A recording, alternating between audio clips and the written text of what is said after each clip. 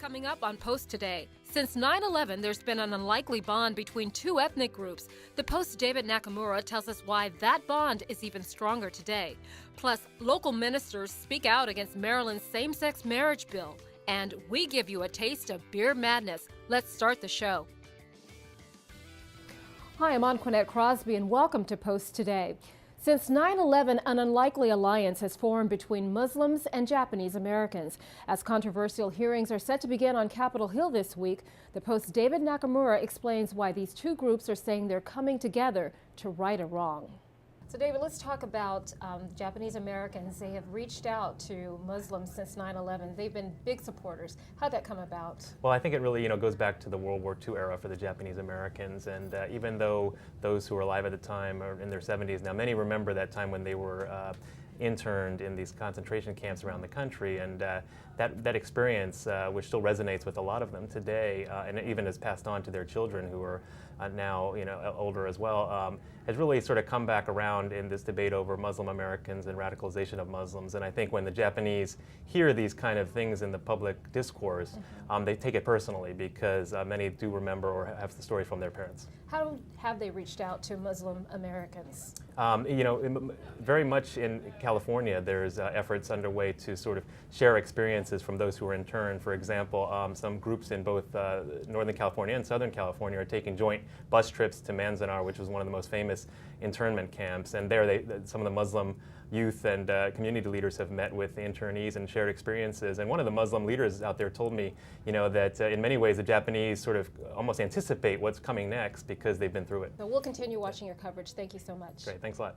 Read more of David's story in today's paper and right here at postlocal.com. In other political news, as the same-sex marriage bill inches closer to becoming law in Maryland, some local religious leaders are lobbying hard against its passage. The Post's Hamil Harris was in Annapolis and spoke with two of the players involved in this controversial legislation. We got to kill this NOMA that the opposition has put out there, that we are hate mongers. We are not hate mongers. What we are doing is talking about the word marriage. We're not talking about anyone not having their rights. It's a very, very tough vote that I'm going to have to take, and whichever I want, believe me, I just hope that it's the right one that I had. But you haven't made up your mind right now. Read more about the same-sex bill debate in the paper and online right here at postlocal.com. Well, it's almost time for college basketball playoffs, and many fans will enjoy a cold one while watching the field of 64 shrink down to 1. The Washington Post is adding its own twist to the March competition with beer madness. Take a look.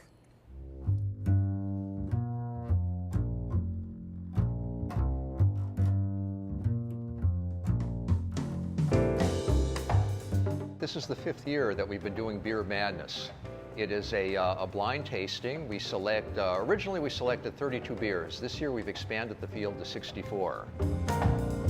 It seemed to me like the perfect opportunity with the popularity of craft beer surging the way it has been, with the availability of so many great beers.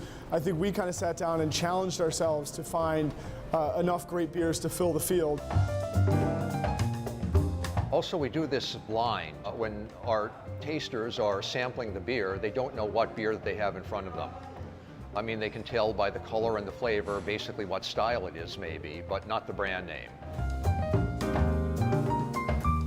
One of the things I'm most excited about this year's Beer Madness tournament is that with the 4 separate brackets, really, we have kind of 4 separate Beer Madnesses going on at the same time. 16 of the 64 beers are hop-driven beers, your IPAs and things like that. 16 are malty, rich, bready, slightly sweet beers. 16 are the roasty porters and stout styles. We have 16 fruit and spice, kind of Belgian styles. What's fun for me is to see, I think the playing field is actually more leveled now.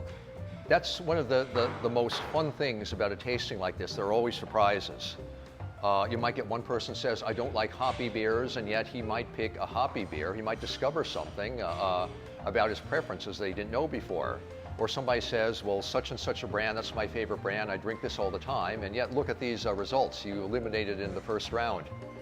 So you never know what's going to happen. Be sure to read the food section in the paper or online about which brew was crowned the best beer around. That's it for our show. We'll see you back here tomorrow. For Post Today, I'm Anquinette Crosby. Have a great day.